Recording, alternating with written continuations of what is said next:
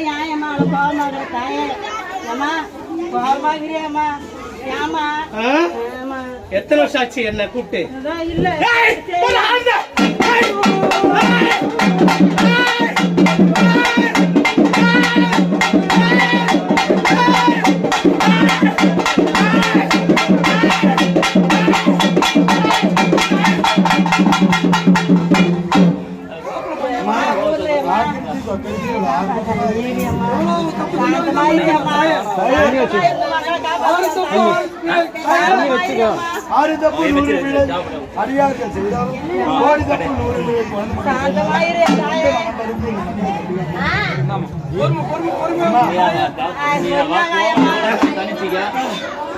எவ்வளவு கோபம் இருந்தாலும் இந்த மனுஷன் மாட்டாய் உன்னாலதான் முடியும்